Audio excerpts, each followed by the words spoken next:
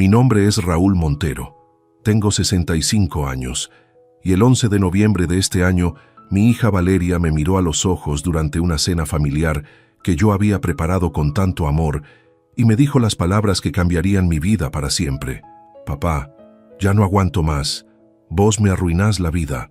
Todo sería más fácil si no existieras en mi mundo. El silencio que siguió a esas palabras fue tan profundo que podía escuchar mi corazón rompiéndose en pedazos. Pero lo que Valeria no sabía en ese momento preciso, mientras me destruía con su crueldad aparentemente casual, es que esas palabras no me iban a sumir en la autocompasión como ella probablemente esperaba. En cambio, me dieron la claridad que necesitaba para tomar la decisión más liberadora de mis 65 años de vida: desaparecer de su mundo completamente, vendiendo todo lo que tenía y empezando una nueva existencia donde nadie me viera como una carga que hay que soportar. Esta es la historia de cómo una hija puede ser tan cruel con su padre que lo empuje a borrar su propia existencia de su vida, y cómo ese padre encontró la manera más elegante de darle exactamente lo que pidió. Quédate hasta el final, porque lo que vas a escuchar te va a demostrar que a veces la única respuesta digna a la crueldad familiar es la ausencia total, y que nunca es demasiado tarde para empezar una vida donde seas valorado por quien eres. Y contame desde qué país me estás escuchando, porque necesito saber si en todo el mundo hay hijos que pueden ser tan despiadados con los padres que los criaron con amor. Pero antes de contarte cómo ejecuté mi desaparición perfecta de la vida de mi hija, tengo que llevarte atrás en el tiempo para que entiendas exactamente quién era el hombre que acababa de ser eliminado de la vida de su propia sangre. Porque lo que Valeria estaba a punto de descubrir iba a ser más devastador que cualquier venganza que hubiera podido imaginar. Todo comenzó hace 3 años, cuando mi esposa Claudia murió después de una batalla de 6 meses contra un cáncer agresivo que se la llevó a los 58 años. Claudia había sido el centro de nuestra familia durante 30 años, la mediadora en todos los conflictos, la organizadora de todas las celebraciones, la persona que mantenía unidas las relaciones entre todos nosotros. Cuando murió, no solo perdí a mi compañera de vida, sino que también perdí el pegamento emocional que había mantenido cohesionada nuestra familia. Valeria, que entonces tenía 35 años, inmediatamente se convirtió en la nueva matriarca de la familia, pero con una diferencia crucial. Donde Claudia había sido inclusiva y amorosa, Valeria era controladora y resentida. Valeria está casada con Santiago, un abogado ambicioso de 40 años que trabaja en un bufete corporativo importante. Tienen 2 hijos, Tomás de 12 años y Elena de 9. Santiago siempre había sido cordial conmigo, pero después de la muerte de Claudia, empecé a notar que su cortesía se había vuelto más formal, más distante, como si yo hubiera pasado de ser el suegro respetado a ser una obligación familiar incómoda. Durante los primeros meses después del funeral, yo traté de mantener las tradiciones familiares que Claudia había establecido. Organizaba cenas dominicales en mi casa, recordaba los cumpleaños de todos, trataba de estar presente en los eventos importantes de mis nietos, pero gradualmente me di cuenta de que mi presencia en estos eventos era tolerada más que bienvenida. «Papá», me decía Valeria cuando yo llamaba para coordinar las cenas dominicales, «tal vez sería mejor que las cenas sean más espontáneas». «¿Qué querés decir con espontáneas?» «Quiero decir que tal vez no necesitamos tener una cena formal todos los domingos. Podemos vernos cuando sea natural». «¿Y cuándo sería natural?» «No lo sé, papá. Cuando surja la necesidad». Pero la necesidad nunca surgía espontáneamente, porque las familias no se mantienen unidas por accidente. Se mantienen unidas por esfuerzo deliberado, algo que Claudia había entendido, pero que Valeria aparentemente no valoraba. Yo vivía solo en la casa donde Claudia y yo habíamos criado a nuestros hijos, una casa de 3 habitaciones en un barrio tranquilo que habíamos comprado cuando Valeria tenía 5 años. Después de la muerte de Claudia, la casa se sintió demasiado grande y demasiado silenciosa, pero también estaba llena de recuerdos que no quería abandonar. Mi pensión como ex empleado de una empresa de telecomunicaciones me permitía vivir cómodamente sin ser una carga financiera para nadie. Tenía ahorros modestos, una casa pagada completamente y gastos mínimos. Económicamente era completamente autosuficiente. Pero durante los primeros años después de la muerte de Claudia, empecé a experimentar algo que no había sentido nunca en mi vida adulta. Soledad profunda y persistente. No era solo la ausencia de Claudia, aunque eso era devastador. Era también la sensación de que había perdido mi lugar en mi propia familia. Para llenar el vacío, empecé a involucrarme más en las vidas de mis nietos. Ofrecía cuidarlos después de la escuela, cuando Valeria tenía compromisos de trabajo. Los llevaba al parque los fines de semana. Los ayudaba con las tareas escolares. Trataba de ser el abuelo presente y amoroso que pensé que ellos necesitaban y que yo necesitaba ser. Al principio, Valeria parecía apreciar mi ayuda. «Gracias, papá», me decía cuando yo me ofrecía a buscar a los chicos en el colegio. Realmente me ayuda mucho, pero gradualmente mi ayuda empezó a ser vista como intromisión. «Papá», me dijo un día cuando llegué a buscar a Tomás para llevarlo a un partido de fútbol. «Creo que Tomás está muy cansado para salir hoy». Pero él me dijo que estaba emocionado por el partido. «Sí, pero yo creo que necesita descansar. ¿Puedo preguntarle a él qué prefiere?» «No necesitas preguntarle. Yo soy su madre y yo decido». Era la primera vez que Valeria había usado su autoridad maternal para bloquear mi relación con mis nietos, pero no sería la última. Durante los meses siguientes, mis ofertas de ayuda fueron rechazadas cada vez más frecuentemente, y mis planes con los niños fueron cancelados con excusas cada vez más elaboradas. «Papá», me dijo Valeria cuando llamé para coordinar una salida al zoológico que había estado planeando con Elena. «Elena tiene mucha tarea este fin de semana, y no puede hacer la tarea el domingo por la noche. Preferimos que mantenga una rutina de estudio consistente». ¿Desde cuándo una salida al zoológico interfiere con una rutina de estudio?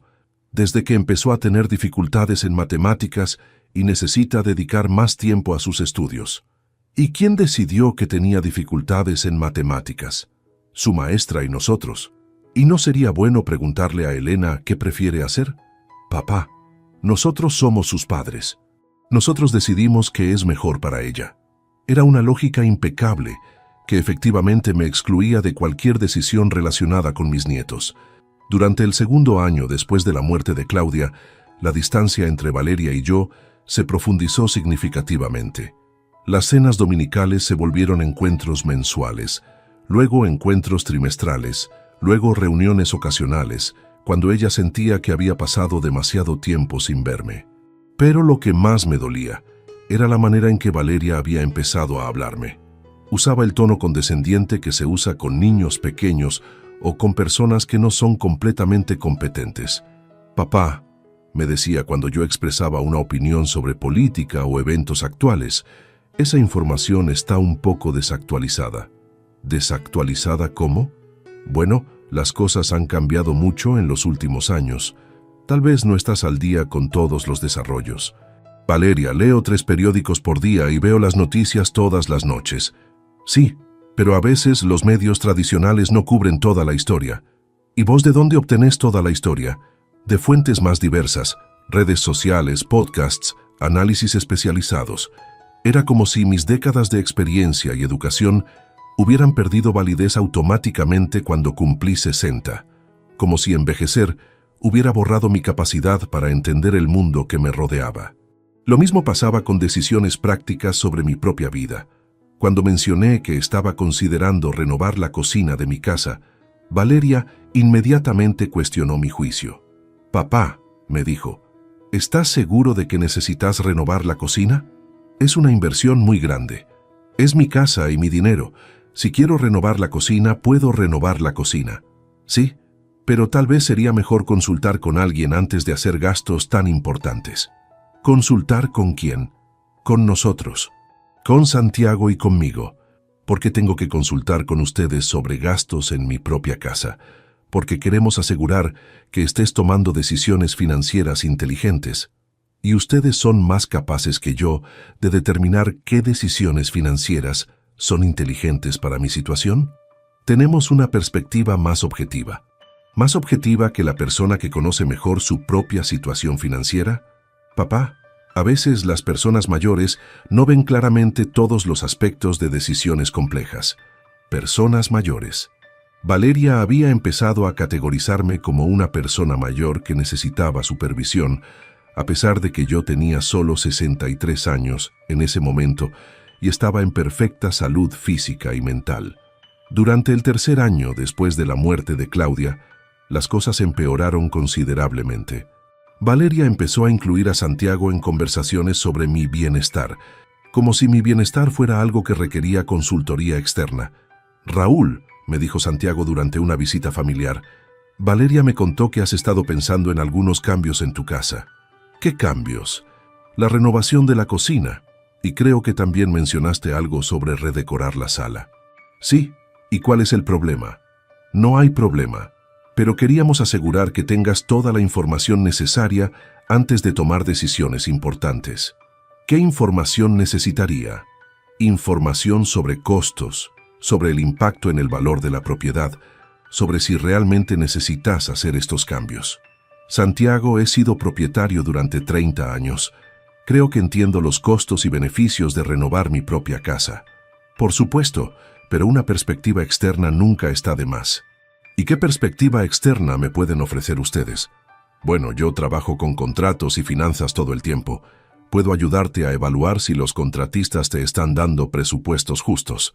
¿Y si no quiero su ayuda? ¿Por qué no querrías ayuda gratuita de tu familia?» Era una pregunta trampa diseñada para hacer que cualquier resistencia a su ayuda pareciera irracional o malagradecida. Lo que realmente me molestaba era que tanto Valeria como Santiago actuaban como si yo hubiera perdido automáticamente mi competencia para manejar mi propia vida simplemente por haber enviudado y envejecido. Como si el duelo y la edad fueran condiciones que requerían supervisión familiar.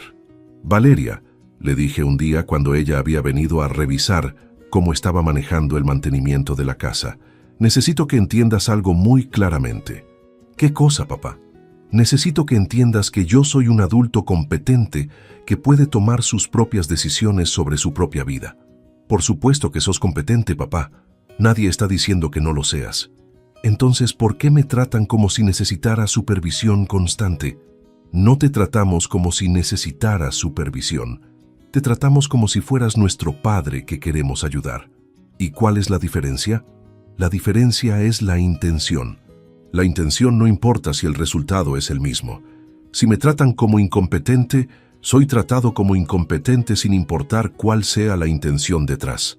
«Papá, estás siendo demasiado sensible». Demasiado sensible.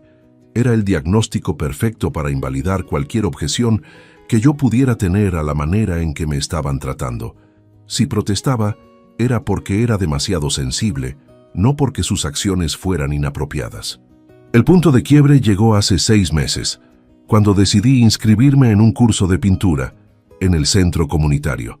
Había sido algo que siempre había querido hacer, pero que nunca había tenido tiempo de explorar cuando trabajaba a tiempo completo.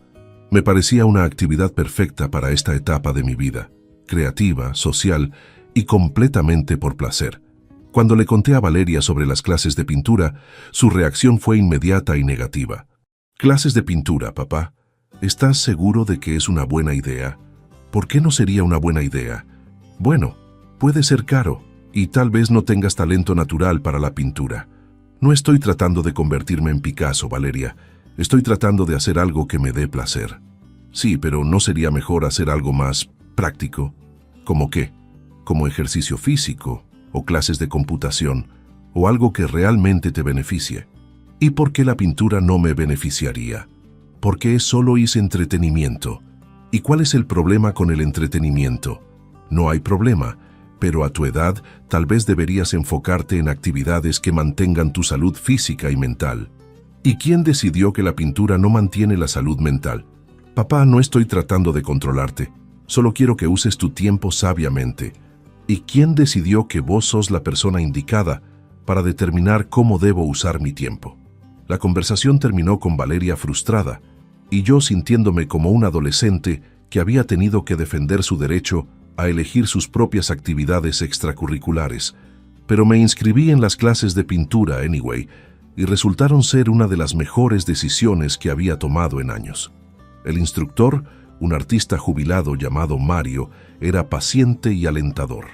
Mis compañeros de clase eran personas de mi edad que habían venido a explorar una nueva pasión sin juicios sobre talento o productividad.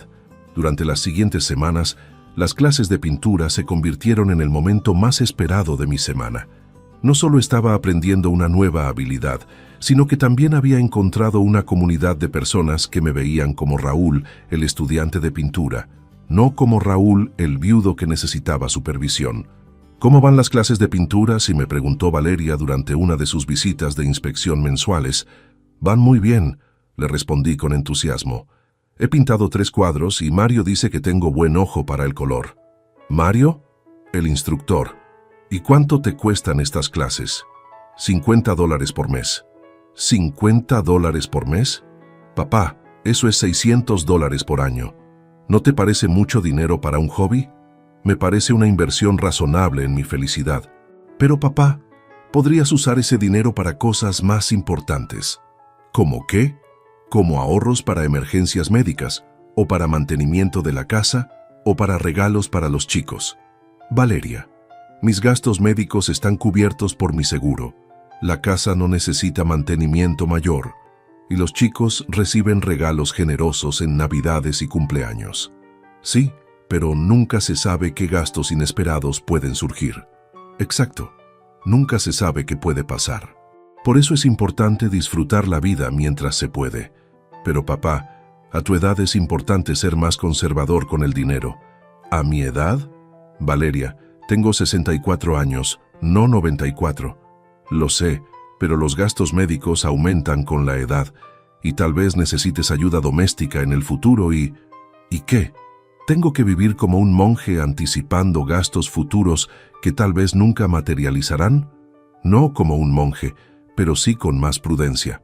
¿Y quién decide cuál es el nivel apropiado de prudencia para mi situación? Papá, solo estoy tratando de ayudarte a ser responsable. ¿Y yo no soy responsable cuando tomo decisiones sobre mi propio dinero? A veces las personas no ven objetivamente sus propias decisiones financieras. Y vos sí ves objetivamente mis decisiones financieras. Tengo una perspectiva externa que puede ser útil. Era la misma lógica circular que había estado usando durante meses. Yo necesitaba su perspectiva porque no podía confiar en mi propia perspectiva, y no podía confiar en mi propia perspectiva porque necesitaba la de ella. Durante los siguientes meses, Valeria intensificó su campaña de preocupación por mis decisiones de vida. Cada actividad que yo disfrutaba era analizada desde la perspectiva de costo-beneficio, como si mi vida fuera una empresa que necesitaba optimización. Cuando empecé a salir a cenar una vez por semana con algunos amigos del curso de pintura, Valeria cuestionó si comer en restaurantes era la mejor manera de gastar mi dinero. Papá, me dijo, podrías invitar a tus amigos a tu casa en lugar de ir a restaurantes caros. Los restaurantes no son caros, son lugares de precio moderado. Sí, pero si vas una vez por semana, eso se acumula durante el año. ¿Y cuál es el problema con que se acumule? El problema es que podrías usar ese dinero para cosas más importantes. ¿Cómo qué? Como mejorar la seguridad de tu casa, o comprar un auto más confiable, o ahorrar para el futuro. Mi casa es segura, mi auto funciona perfectamente, y tengo ahorros adecuados para el futuro. Pero papá, nunca se sabe qué necesidades pueden surgir. Valeria, si vivo mi vida anticipando necesidades que tal vez nunca surjan, nunca voy a disfrutar nada. No estoy diciéndote que no disfrutes nada. Estoy diciéndote que seas más selectivo sobre qué disfrutar. ¿Y quién va a determinar qué actividades son apropiadas para que yo disfrute? Nadie va a determinar nada. Solo estoy sugiriendo que consideres las implicaciones de tus decisiones. ¿Y si decido que he considerado las implicaciones y que quiero proceder anyway? Entonces vas a proceder. ¿Pero vos vas a seguir cuestionando todas mis decisiones? No todas, solo las que me preocupan. ¿Y qué te da derecho a preocuparte por mis decisiones financieras? Soy tu hija. Por supuesto que me preocupo por vos. Pero hay una diferencia entre preocuparse por alguien y tratar de controlar sus decisiones. No estoy tratando de controlarte, papá. Entonces, ¿qué estás tratando de hacer? Estoy tratando de asegurar que tomes decisiones inteligentes. ¿Y si mis decisiones no cumplen con tus estándares de inteligencia? Entonces, voy a expresar mis preocupaciones. ¿Para siempre? Hasta que esté convencida de que estás manejando tu vida responsablemente. Era una condición imposible de cumplir porque Valeria había redefinido responsabilidad como hacer lo que ella aprobaría en mi situación. No importaba cuán cuidadosamente yo explicara mis decisiones o cuán racionales fueran mis argumentos. Si ella no las aprobaba, eran irresponsables por definición. El conflicto llegó a su punto culminante hace 2 meses, cuando decidí viajar a Europa con un grupo organizado de turistas de mi edad. Era un viaje que Claudia y yo habíamos planeado hacer juntos cuando nos jubiláramos, pero que nunca habíamos podido tomar debido a su enfermedad y muerte. Cuando le conté a Valeria sobre el viaje, su reacción fue de horror absoluto. ¿Europa? Papá, ¿estás loco? ¿Por qué estaría loco? Porque es caro, porque es peligroso, porque estás muy mayor para viajar solo al extranjero. No voy solo, voy con un grupo organizado. ¿Un grupo de desconocidos? Un grupo de personas de mi edad que también quieren viajar. ¿Y si te enfermas en Europa? ¿Y si tienes una emergencia médica en un país donde no hablas el idioma? El grupo tiene seguro médico internacional y un coordinador que habla varios idiomas. ¿Y si te pasa algo y nosotros no podemos llegar rápidamente para ayudarte? Valeria, eso puede pasar si estoy en Europa o si estoy en la esquina de mi casa. No es lo mismo, papá. Si estás cerca, podemos ayudarte inmediatamente. ¿Y qué tipo de ayuda podrían darme que no puede darme la personal médico profesional? Apoyo emocional, la presencia de familia. ¿Y ese apoyo emocional vale más que la experiencia de ver el mundo? A tu edad, sí. A mi edad, Valeria, tengo 64 años. Hay personas de 80 años viajando por el mundo. Sí, pero vos no sos personas de 80 años. Vos sos mi padre y yo tengo que vivir con la preocupación si algo te pasa. ¿Y mi deseo de viajar no importa porque vos vas a preocuparte? Tu deseo de viajar importa, pero mi tranquilidad también importa. ¿Y cuándo decidiste que tu tranquilidad era más importante que mi libertad? No es más importante, pero tiene que ser considerada. ¿Considerada cómo? Considerada en tus decisiones sobre actividades de riesgo. ¿Y quién decide qué actividades son de riesgo? El sentido común, papá. ¿Tu sentido común o mi sentido común? El sentido común objetivo. ¿Y quién es el árbitro del sentido común objetivo? Valeria no tenía respuesta porque no había árbitro objetivo. Había solo su ansiedad personal que había decidido convertir en mi responsabilidad. A pesar de sus objeciones, reservé el viaje a Europa. Durante las siguientes semanas, Valeria alternó entre súplicas emocionales y amenazas veladas para tratar de disuadirme. Papá, me dijo, si realmente vas a Europa, no voy a poder dormir pensando en todo lo que podría salir mal. Valeria, esa es tu elección. Podés elegir preocuparte, o podés elegir confiar en que soy un adulto capaz de cuidarme.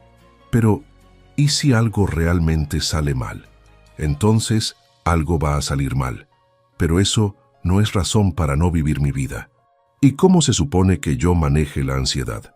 De la misma manera que cualquier adulto maneja la ansiedad sobre cosas que no puede controlar. ¿Y si no puedo manejarla? Entonces tal vez necesitas ayuda profesional para aprender a manejar tu ansiedad, en lugar de esperar que yo limite mi vida para acomodar tu problema. No es mi problema, papá, es nuestro problema familiar. No, Valeria, tu ansiedad sobre mis decisiones es tu problema.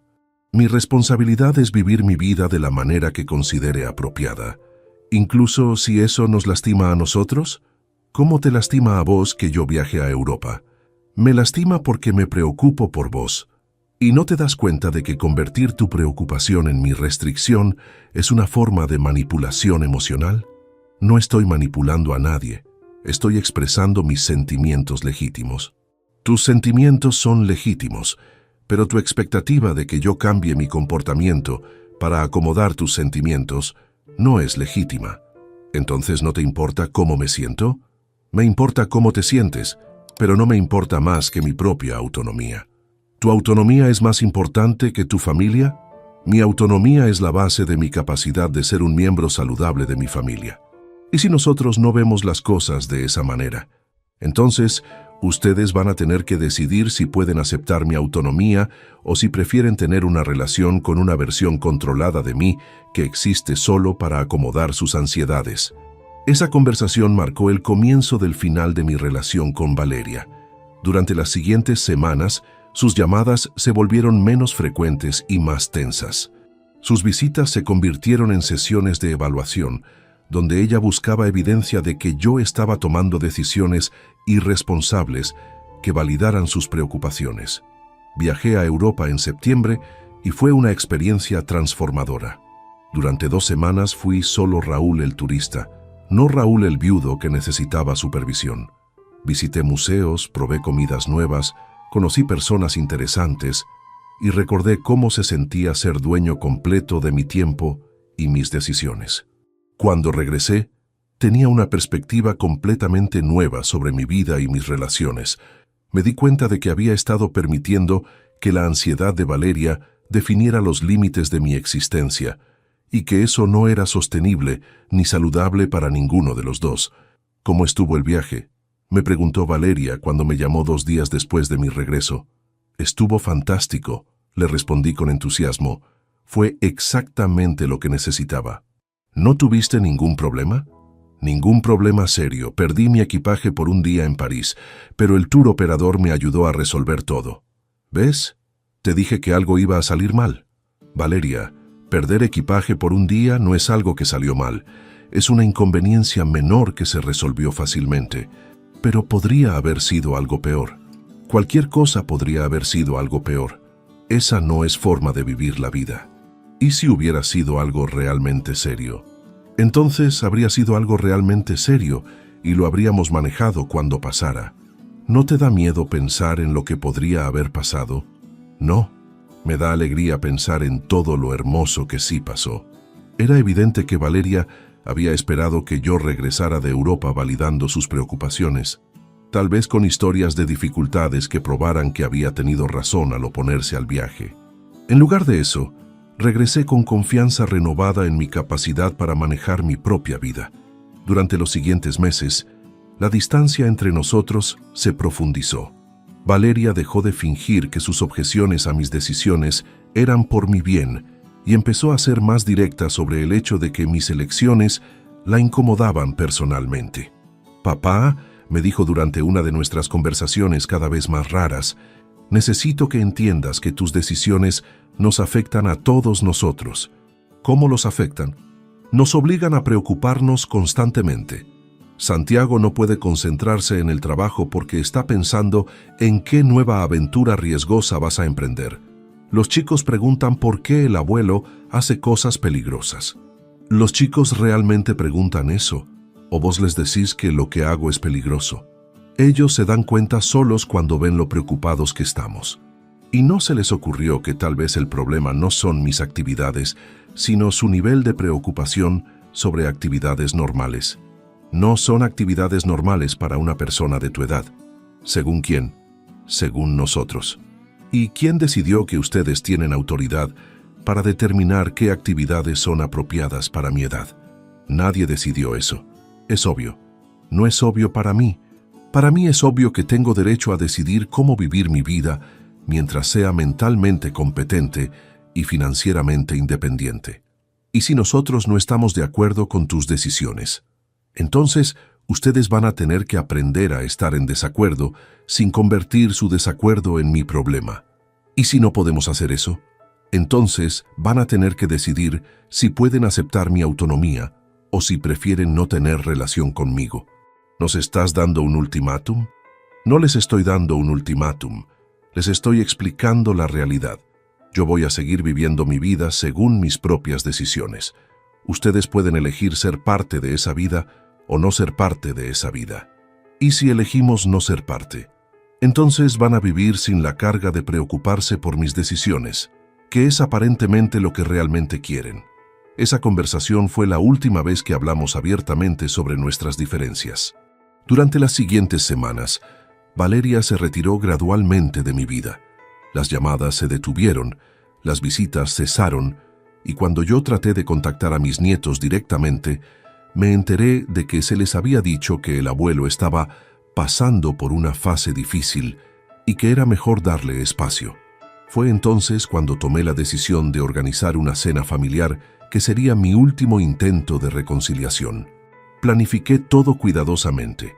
Preparé el menú que Claudia solía hacer para las ocasiones especiales, decoré la mesa con el mantel y la vajilla que habíamos usado durante años para celebraciones importantes y llamé a Valeria para invitarla oficialmente. «Papá», me dijo cuando recibió mi invitación, «¿para qué es esta cena? Para que podamos hablar como familia y tratar de entender dónde estamos parados». ¿Qué hay que entender? Hay que entender si ustedes pueden aceptar que yo voy a seguir viviendo mi vida según mis propias decisiones, o si prefieren que sigamos con esta distancia que se ha creado entre nosotros. ¿Y si no podemos aceptar eso?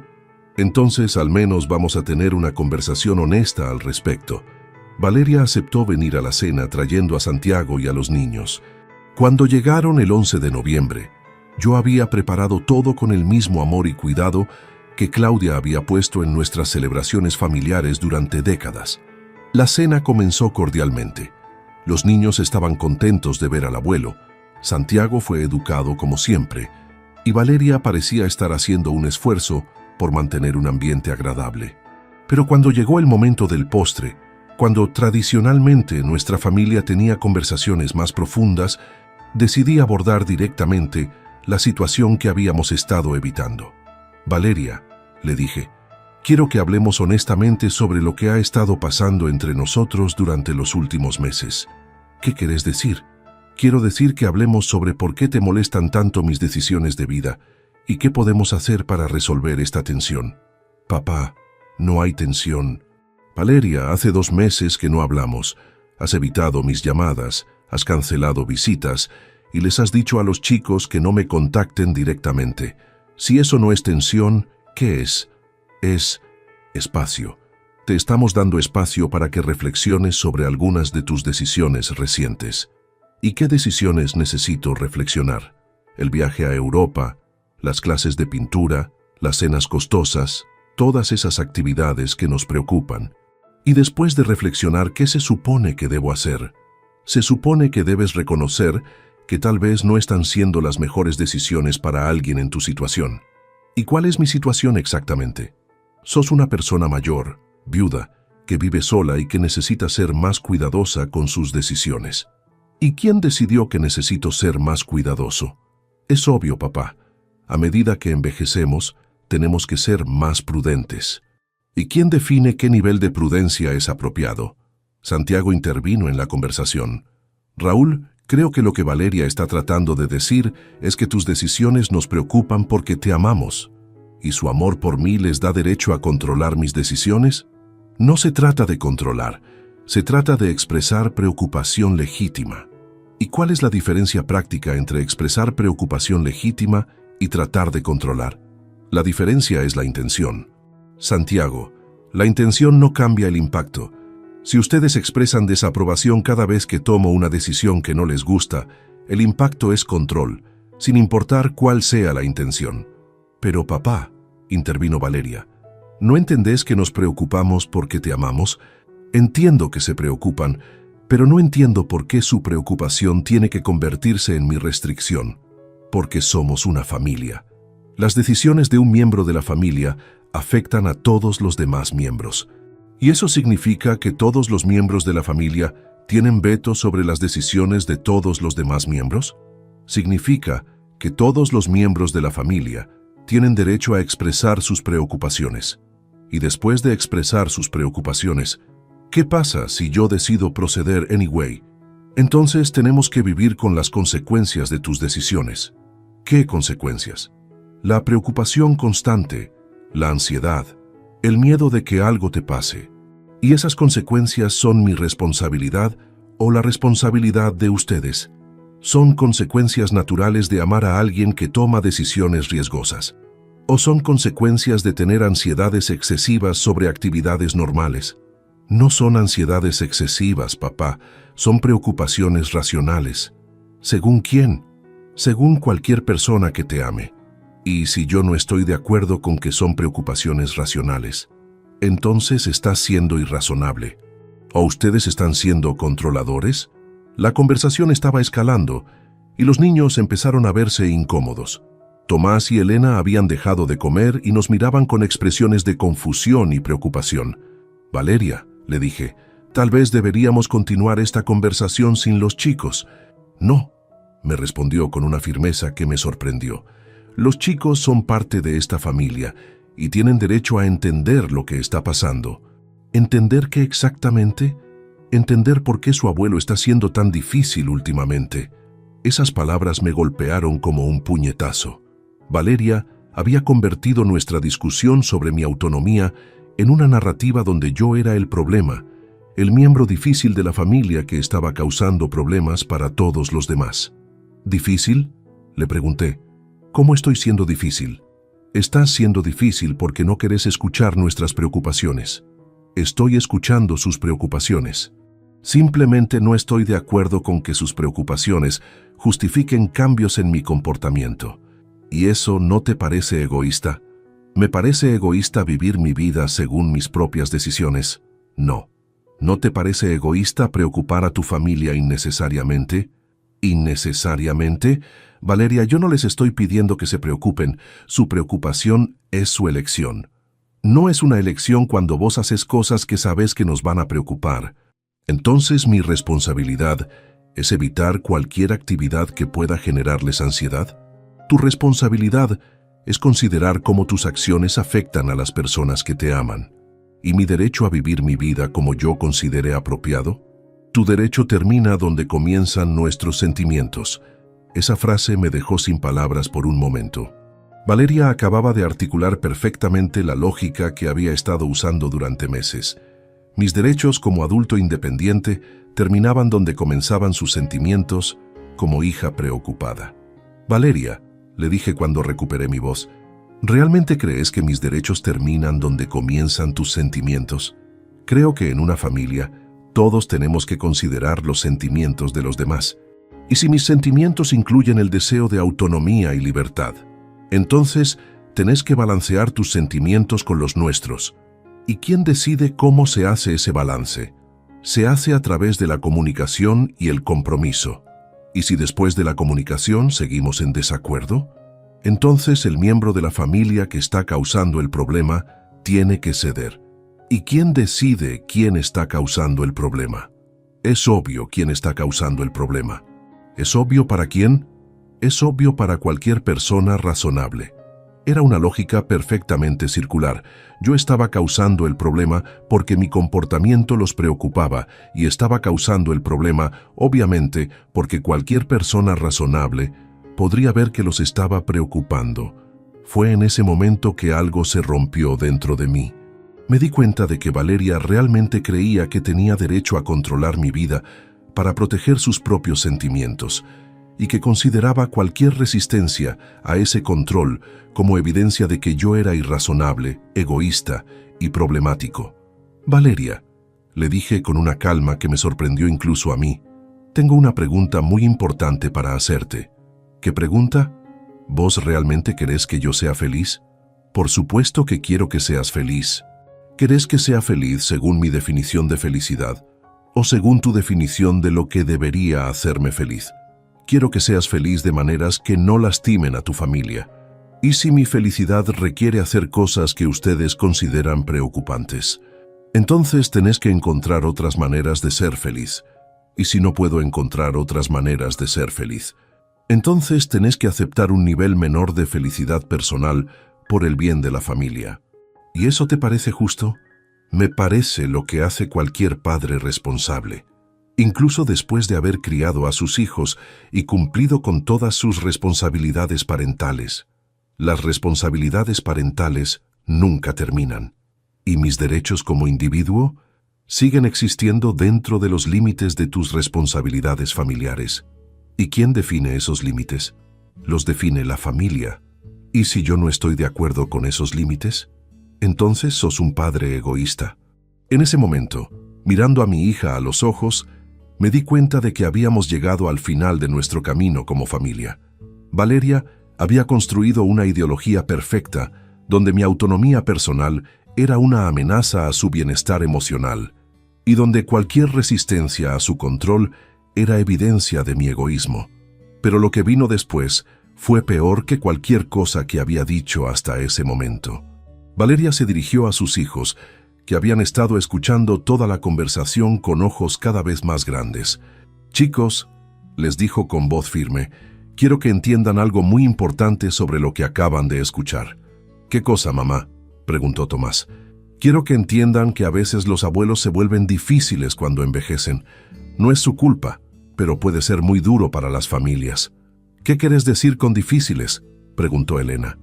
«Quiero decir que a veces toman decisiones que preocupan a las personas que los aman, y cuando la familia trata de ayudarlos, ellos se enojan». «¿Cómo qué decisiones?», siguió preguntando Elena. «¿Cómo viajar solos a lugares peligrosos, o gastar dinero en cosas innecesarias, o no escuchar cuando la familia trata de darles consejos buenos? ¿Y por qué hacen eso? Porque a veces cuando las personas envejecen, no pueden ver claramente lo que es mejor para ellos. Y se vuelven testarudos y no quieren aceptar ayuda». Escuchar a Valeria destruir mi imagen delante de mis nietos fue el momento más doloroso de toda la experiencia. No solo estaba tratando de controlar mi vida, sino que también estaba envenenando mi relación con la próxima generación, enseñándoles a ver mi autonomía como evidencia de deterioro mental. «Valeria», le dije con voz temblorosa, ¿realmente le estás diciendo a tus hijos que soy mentalmente incompetente? No estoy diciendo que seas mentalmente incompetente. Estoy explicándoles por qué es normal que los abuelos a veces necesiten más ayuda para tomar decisiones.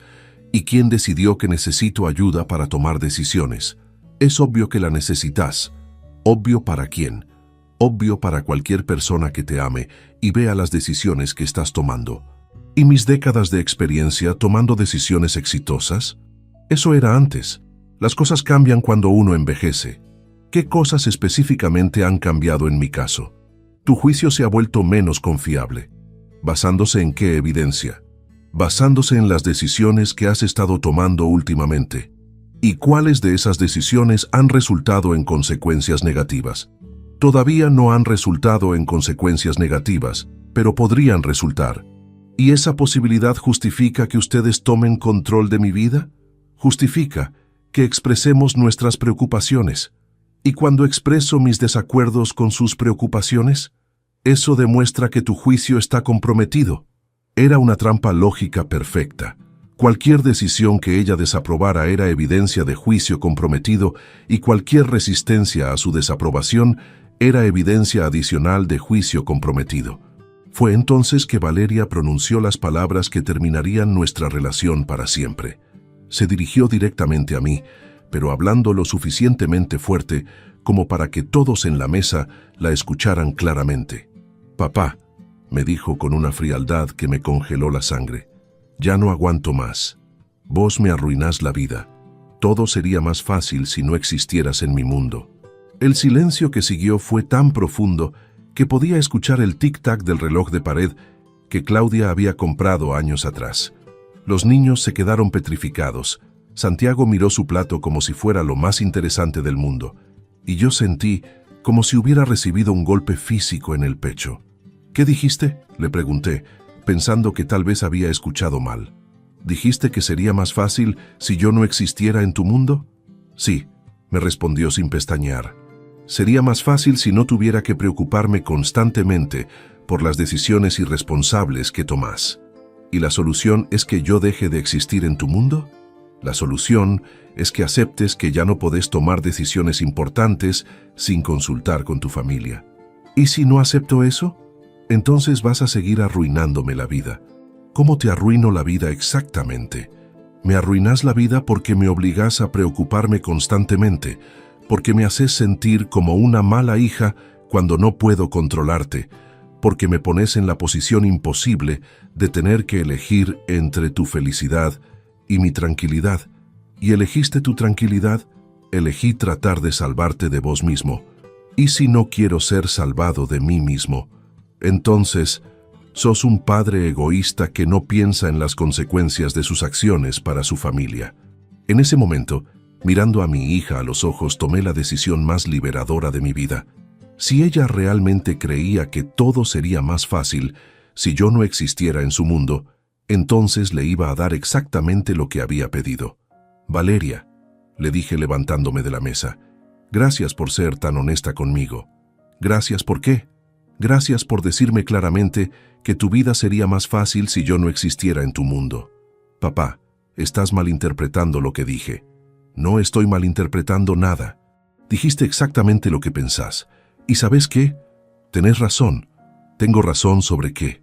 Tenés razón en que tu vida sería más fácil si yo no existiera en tu mundo. Y a partir de mañana, no voy a existir en tu mundo. ¿Qué quieres decir?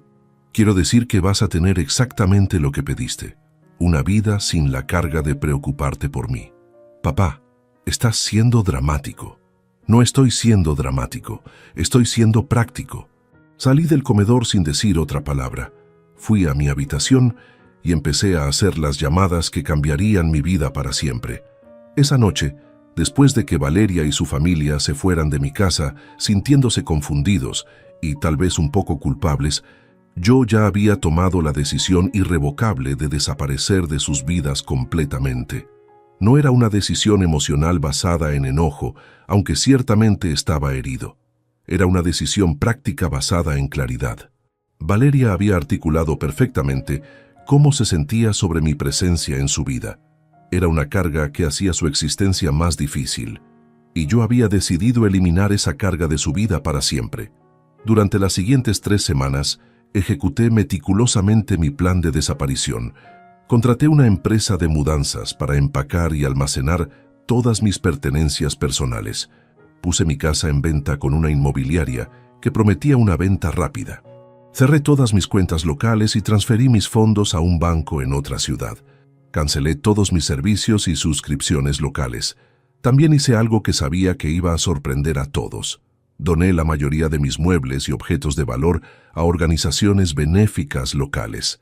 La vajilla que Claudia había coleccionado durante años, los muebles que habíamos comprado juntos, las fotos familiares, todo fue regalado o donado. No era malicia, era liberación. Cada objeto que regalaba representaba un vínculo con una vida que había decidido dejar atrás. Cada donación era un paso hacia la libertad total de empezar de nuevo sin el peso de las expectativas familiares. El 5 de diciembre, exactamente 3 semanas después de la cena fatal, terminé la venta de mi casa y me mudé a una ciudad costera a 500 kilómetros de distancia. Elegí un lugar donde no conocía a nadie y nadie me conocía, donde podía ser simplemente Raúl, no Raúl el padre problemático que necesitaba supervisión. Alquilé un departamento pequeño con vista al océano, me inscribí en un club de arte local y empecé a explorar las actividades disponibles para adultos mayores en mi nueva ciudad. Por primera vez en años, tenía control total sobre mi tiempo, mis decisiones y mi futuro. Una semana después de mi mudanza, mientras estaba desempacando las pocas pertenencias personales que había decidido conservar, recibí la primera de muchas llamadas desesperadas de Valeria. «Papá, ¿dónde estás? Vendiste la casa. Los vecinos dicen que te mudaste». «Hola, Valeria, sí, me mudé. ¿Por qué no me dijiste nada?» «Porque pensé que estarías feliz de que tu vida fuera más fácil sin mí en tu mundo». «Yo no quise decir eso. Dijiste exactamente eso. Dijiste que todo sería más fácil si yo no existiera en tu mundo». Estaba enojada. No lo decía en serio. ¿Y cómo se supone que distinga entre las cosas que decís en serio y las cosas que decís cuando estás enojada? Porque me conoces, sabes que te amo. Sé que me amás cuando soy conveniente para vos, pero también sé que mi autonomía te molesta más de lo que mi amor te complace. ¿Dónde estás? Estoy donde puedo vivir mi vida sin arruinar la vida de nadie más. Pero necesito verte, necesitamos hablar. Ya hablamos, Valeria. El 11 de noviembre hablamos muy claramente. Vos me dijiste lo que realmente pensás de mí y yo decidí actuar según esa información. Fue un error. Estaba frustrada. Tal vez fue un error decirlo, pero no fue un error pensarlo. Y yo decidí que si realmente pensás que tu vida sería más fácil sin mí, entonces no hay razón para que sigas cargando conmigo. Esa conversación fue la última vez que hablé con Valeria. Durante los meses siguientes, intentó contactarme de múltiples maneras. Llamadas, mensajes, emails, incluso contrató un investigador privado para encontrar mi dirección. Pero yo había sido muy cuidadoso en borrar mis rastros y había tomado medidas legales para proteger mi privacidad. 6 meses después de mi desaparición, había establecido una vida completamente nueva. Tenía un círculo de amigos que había conocido en el club de arte. Había retomado mis clases de pintura con un instructor excelente y había comenzado a hacer trabajo voluntario en un centro comunitario local.